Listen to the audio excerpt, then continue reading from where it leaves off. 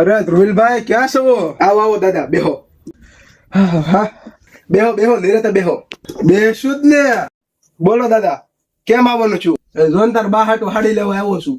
સૌથી મોંઘી હાડી હોય ને બતા હેલ તાર બા હાટુ લઈ જવાની છે. જો દાદા બધી હાડીઓ. હાડી તો હારી છે. શું ભાવ છે આનો? ખાલી 8,000. થોડીક સસ્તી બતાય. જો દાદા આ કેમ છે? આનું શું છે? ખાલી 5,000. થોડીક હજી સસ્તી. દાદા હજી સસ્તી તો હજી છે. કાંઈ વાંધો નહીં. આ જુઓ તો તમે કેમ છે. આનું શું છે? આ તો ખાલી તમને 2500 મળી જશે.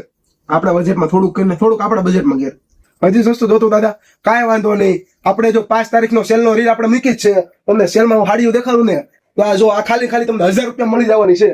જોઈ લો હાડી ખાલી એકવાર. આમાં કાંઈ ઘટે નહીં બાકી હાડીને. જો પ્રસંગમાં પહેરવા માટે ગમે ખાલી 1000 રૂપિયા તમને આપી દે. હવે કાંઈ ઓછું આમાં કાંઈ થાય એમ છે? આનથી તો કેટલું સસ્તું બતાવું. મોંઘી હાડી લેવી છે. સમજી ગઈ દાદા તમારે શું જોતું છે? સિતારામાં કોઈ ઘરે પાછું જાતું નથી. આ તમારા બજેટમાં જો ખાલી ને ખાલી 700 રૂપિયા સ્ક્રેપ સીલ કાપી દઉં. મોંઘી જોતી છે પણ મારા બજેટમાં હો દાદા. આ 300 વાળી શેલી છે. આ બા હાટું બધા બહુ લઈ જાય છે. અને કાપડની વાત કરીએ તો લૂઝ મટીરિયલમાં હારું કાપડ છે. આ હાલો કરો પેક. આજ તો જોતું તું મારે. હાલો દાદા બિલ બની નાખીએ. આવી જાઓ દાદા બિલ. હા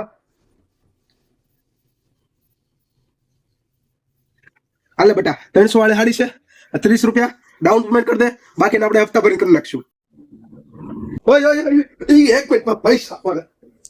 મેં તો મોંઘી 300 વાળી હાડી લીધી અને એમાં આણે લોન નો કરી દીધી. હવે તમે જ કોમેન્ટ માં કહી દેજો.